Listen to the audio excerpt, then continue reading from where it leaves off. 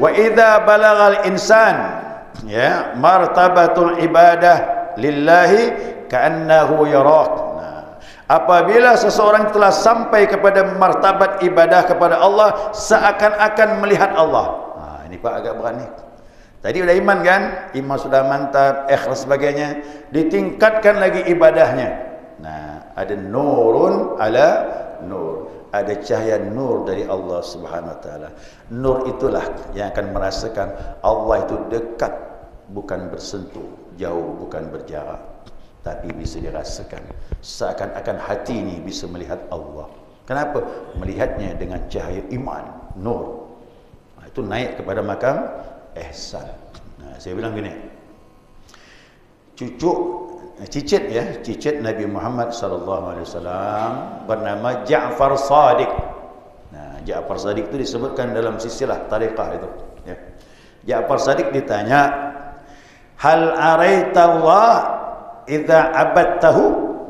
Apakah engkau melihat Allah tatkala kau menyembahnya? Naam, kata dia. Jawab itu. Ya, aku melihat Allah tatkala aku menyembahnya.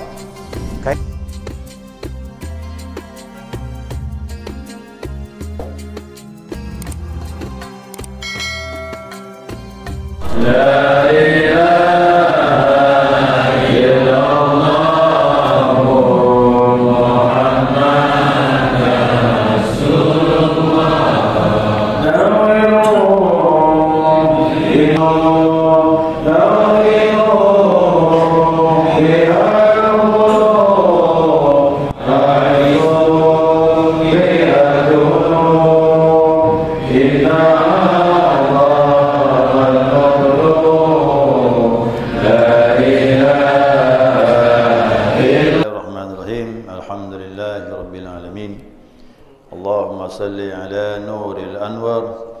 وسر الأسرار وترياك الأغير مفتاح باب اليسار سيدنا ومولانا محمد المختار وآله الأطهار وأصحاب الأخيار عدد نعم الله وإفضاله سبحانك لا علم لنا إلا ما علمتنا إنك أنت العليم الحكيم اللهم ذكرنا ما نسينا وعلمنا ما جهلنا ولا حول ولا قوة إلا بالله العلي العظيم.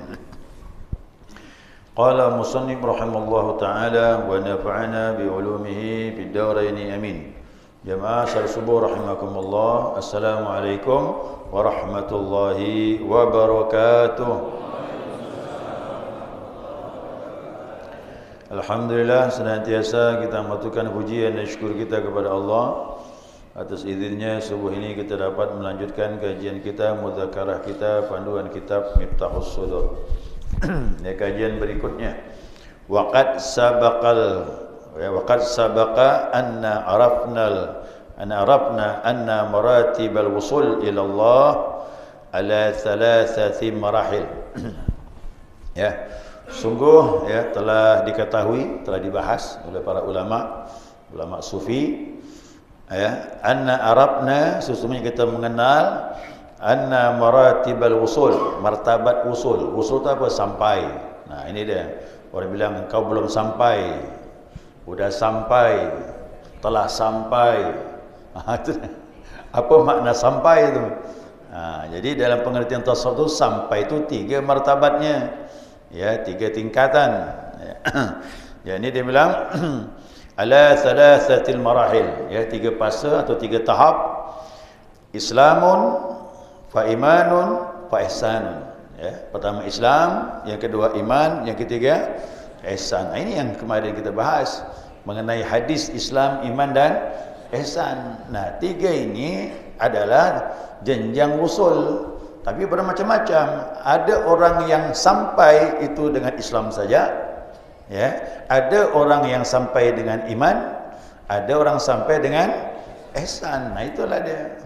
Tapi sampai hakiki dalam pengertian tasawuf yang terakhir. Nah, itu yang terakhir itu. Yang dikatakan sampai dengan sebenar-benar sampai, yaitu makam ihsan. Jadi hadis itu panjang lebar kita bahasnya. Jibril tanya, Ya Muhammad, akhbirni 'anil Islam. Beritahu aku apa itu Islam. Nabi sebutkan rukun Islam yang 5. Tanya lagi yang kedua, akhbirni 'anil iman. Beritahu kami apa itu iman. Nabi sebut rukun iman yang 6. Tanya lagi, akhbirni 'anil ihsan. Beritahu aku apa itu ihsan. Anta berallah ka'annaka tarah. Kau menyembah kepada Allah seakan-akan melihat Allah. Fa illam takun tara fa innahu yara. Jika kau tak melihatnya, maka ia melihatmu. Gitu dia. Ya, ini 3 macam. Makanya saya bilang ini satu paket. Ya, satu paket. Dan saya alhamdulillah menekuni 3 ilmu ini yang saya senangi. Ya, Islam, iman dan ihsan. Hadis inilah yang dikatakan ulama, ya, ulama kontemporer lah, ulama mutaakhirin. Zaman sekarang mengatakan ini induk hadis, kata dia. Kalau ibarat Al-Fatihah itu induk Al-Quran. Nah, hadis ini induknya. Yang lain cabang-cabang.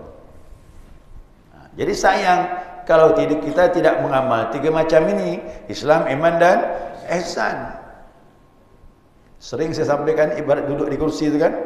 Nah, kalau Islam saja kursi kakinya 1. Betul lah. Naik lagi iman, bagus satu, kursi kakinya 2. Gimana? Jatuh juga, cuma agak lambat sedikit.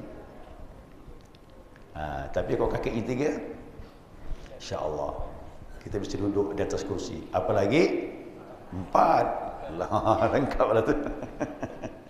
Karena Islam itu syariat, ya kan? Iman itu tariqah. Nah, kemudian ihsan itu hakikat. Nah, kesimpulan semuanya makrifat kaki tambah lagi menjadi 4. Minimal 3 lah kan?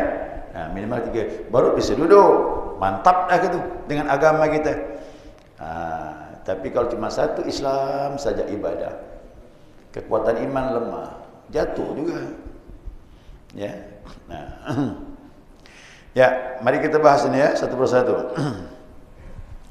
Fal abdu madama masulan bil ibadah ya wahdaha. Maka seorang hamba apabila dia disibukkan dengan ibadah saja, ibadah bagus. Nah, maka dikatakan fahuwa fi maqamil Islam. Orang ini kedudukannya sampainya kepada Allah dalam maqam Islam. Nah, dia taat sama Allah, ya. 5 waktu salat, ya. Ramadan, oke. Tapi kemanisan iman tak dirasakan. Ya, ini kita mengukur diri sendiri. Ilmu ini kita tanya diri masing-masing. Saya juga begitu, belajar ilmu ini koreksi diri.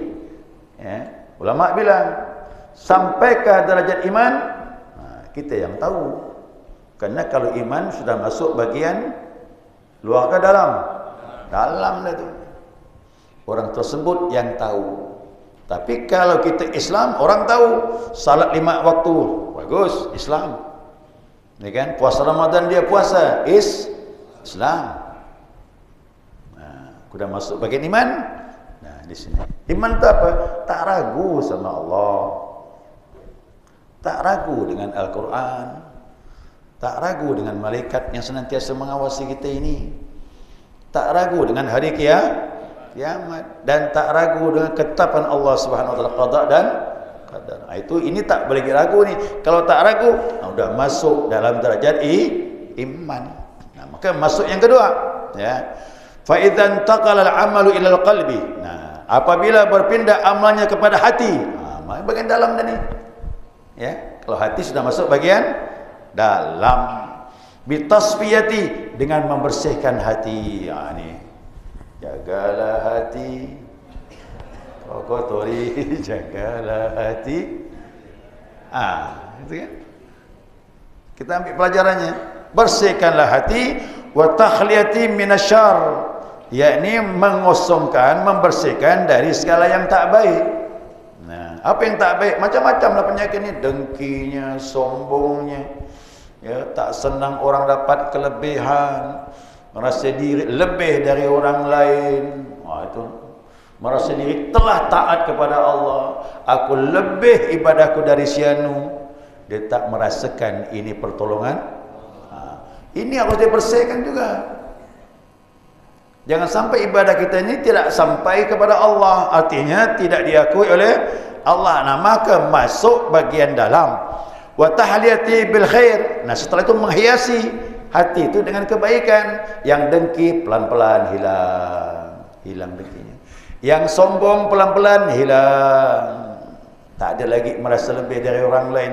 Ini proses. Nah, proses ini apa lagi? Wa tahaqququ bil ikhlas, dan membenarkan dengan ikhlas. Lambat laun ibadahnya, ilahi, kau yang ku maksud ya Allah, tak mau lagi yang itu, yang ini. Baru diterapkan firman Allah, mukhlisina lahuddin, muka mulai mengikhlaskan dalam agama. Apa itu ikhlas? Tak ada pamrih. Saya nak ibadah untuk engkau ya Allah, tak mau yang lain lagi ya Allah. Kau mengakui ibadahku ya Allah. Itulah dia ikhlas. Nah, jadi nampaknya mudah di mulut, kan? Belum tentu dalam pelaksanaan. Tapi mau tak mau harus dilakukan itu.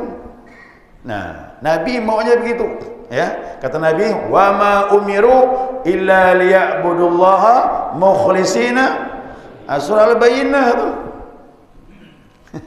Tidaklah mereka diperintahkan, kata Allah, kecuali mengikhlaskan dalam agama. Salat ikhlas, puasa Ramadan ikhlas, sedekah kan tak mudah tu.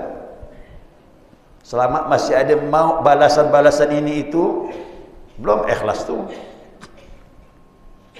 Saya sih mengakui betul. Kenapa? Mengalami ini. Oh, tak mudah rupanya. Mudah di mulut, belum tentu dalam pelaksanaan. Ya. Fahuwa fi maqamil iman. Yang begini ini makam iman. Kalau sudah ada ikhlas, imannya sempurna.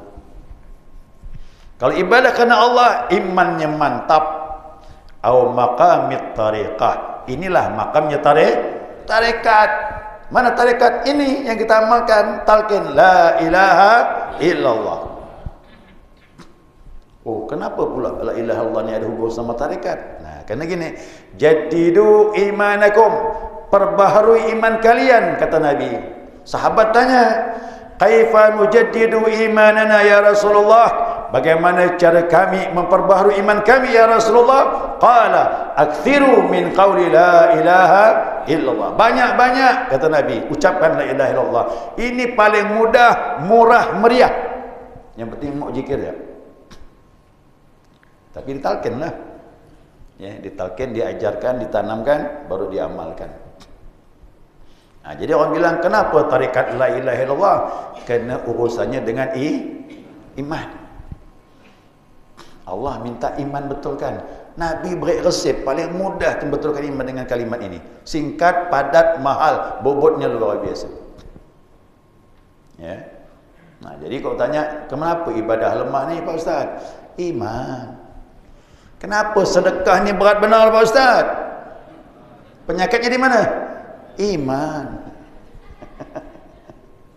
Kenapa saya nak beramal ni masih hitung-hitungan ya Pak Ustaz? Penyakitnya pada iman tu. Kau iman dibetulkan, ya udah, bereslah semua itu. Bereslah dah. Nah, jadi kita cari kuncinya. Kuncinya pada iman. Dan Nabi mengkhawatirkan akhir zaman itu orang pagi beriman, sore udah tak beriman lagi. Sore beriman, pagi udah tak beriman. Jangkanya dekat sekali kerana godaannya besar. Akhir zaman ni godaannya besar, iman kita semakin redup. Nah, maka jemaah alhamdulillah kalau bisa menjaga amaliyah ini, mudah-mudahan iman kita dijaga oleh Allah Subhanahu wa taala. Orang boleh salah, kita jangan lagi. Kita ngambil pelajaran dari kesalahan, maka belajarnya ilmu. Ya, ilmu. Pelan-pelan kita memperbaiki dia. Nah, masuk yang ketiga. Wa idza balagal insan, ya, martabatul ibadah lillahi ka'annahu yarah. Nah, Apabila seseorang telah sampai kepada martabat ibadah kepada Allah seakan-akan melihat Allah. Ini Pak agak berat ni. Tadi sudah iman kan? Iman sudah mantap, ikhlas sebagainya. Ditingkatkan lagi ibadahnya. Nah, ada nurun ala nur. Ada cahaya nur dari Allah Subhanahu Wa Taala. Nur itulah yang akan merasakan Allah itu dekat, bukan bersentuh, jauh bukan berjarak, tapi bisa dirasakan. Seakan-akan hati ini bisa melihat Allah. Kenapa? Melihatnya dengan cahaya iman, nur. Itu naik kepada makam ihsan. Saya bilang gini, cicit Nabi Muhammad sallallahu alaihi wasallam bernama Ja'far Shadiq. Ja'far Shadiq itu disebutkan dalam silsilah tariqah itu, ya. Ja'far Shadiq ditanya, hal araita Allah idza abadtahu? Apakah engkau melihat Allah tatkala kau menyembahnya? Naam, kata dia. Jawab itu. Ya, aku melihat Allah tatkala aku menyembahnya. Kaifa tarahu? Bagaimana kau melihatnya? Ra'aitu bil aiqan wal iman. Aku melihat Allah dengan keyakinan dalam hati dan iman. Jadi iman kalau sudah tembus, merasakan Allah dekat, di situ bisa menyaksikan Allah dalam hati. Jadi ini namanya apa nih? Nih, basar. Di sini namanya basirah. Basirah itu mata hati. Kok di sini mata fisik. Mata fisik ini terbatas. Apalagi umur 50 tahun ke atas. Kan, tapi kalau mata ini tak terbatas, jauh pandangannya. Kan ada pepatah menyatakan, ya, pandangan hati macam mana? Pandangan hati tak terbatas, seperti lautan, tak tahu kapan batas kedalamannya. Itulah makanya hati ini ajaib. Dia tak terbatas. Dia bisa merasakan dari alam ini sampai alam yang paling tinggi, sampai bisa merasakan kehadiran Allah Subhanahu wa taala. Ya.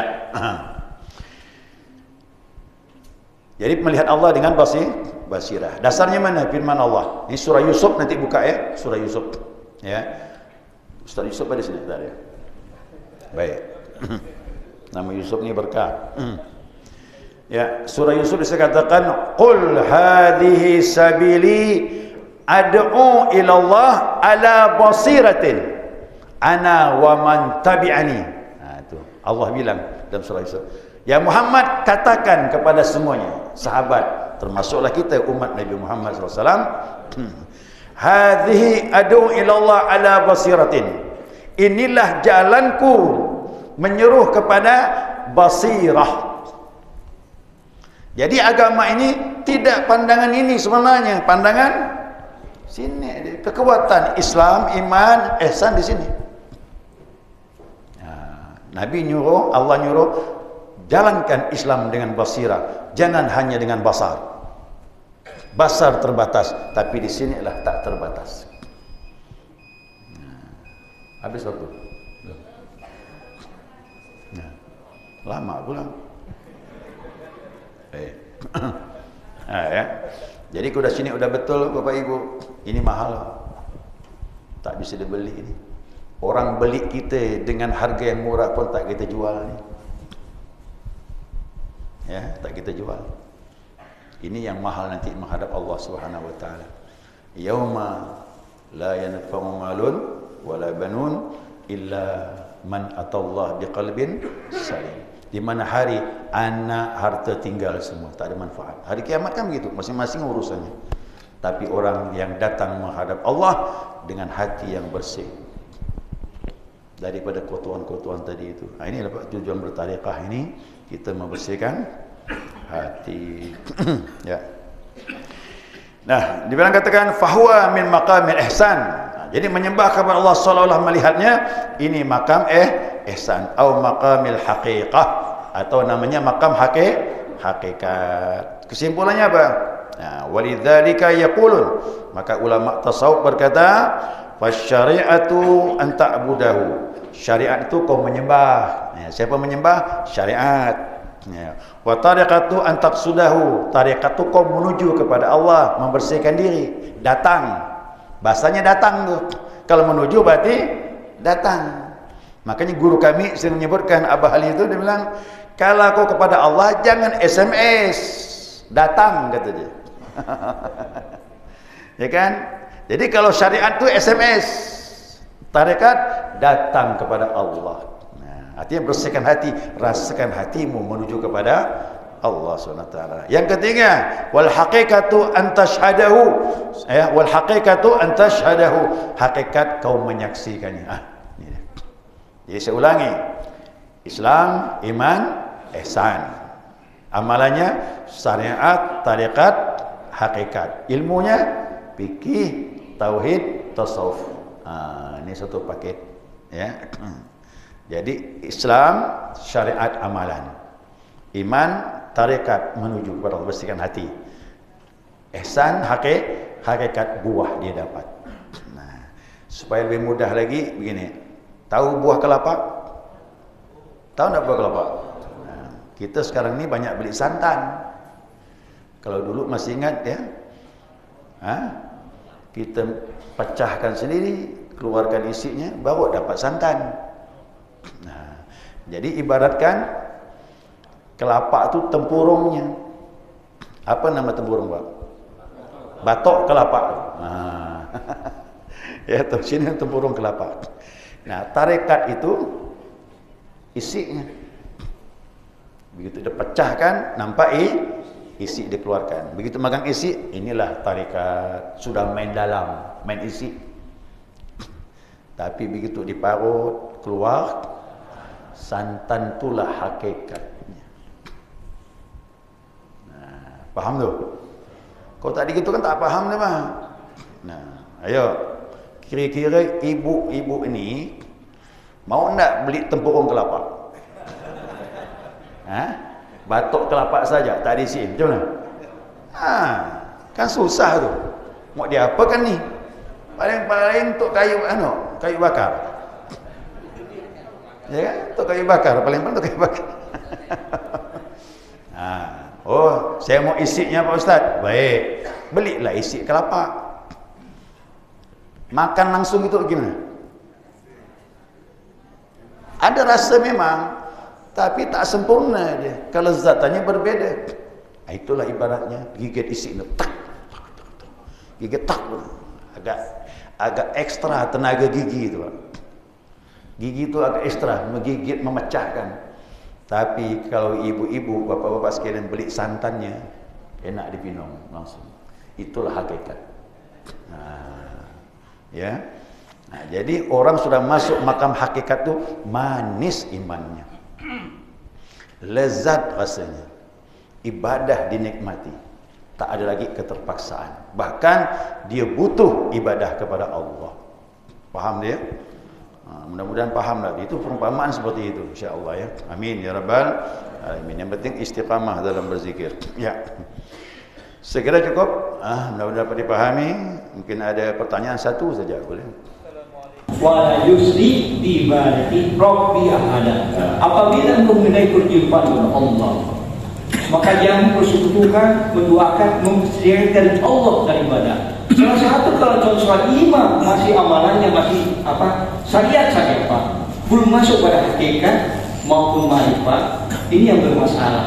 Karena ini boleh syirik kepada Allah SWT. Kalau selamanya seperti itu imamnya, tidak ada perubahan sampai dia meninggal. Bagaimana pendapat kita Ustaz? Terima kasih.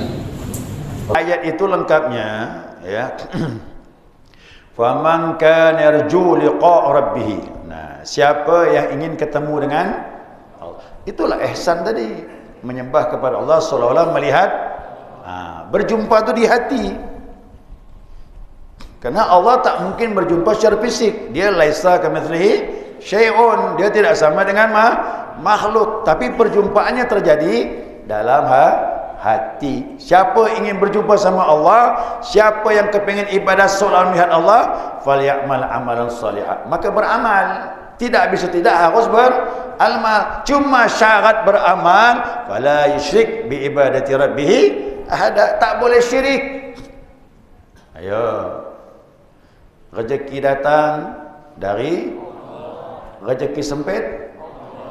Jangan maunya banyaknya. Sedikit pun dia juga menentukan. Makanya banyak bersyukur, sikit sabarlah, kau dapat bersyukur lagi bagi. Sedikit bersyukur, banyak apa kan? Lagi bersyukurlah. Jadi gitu. Sakit datang dengan izin Allah, sembuh datang dengan izin.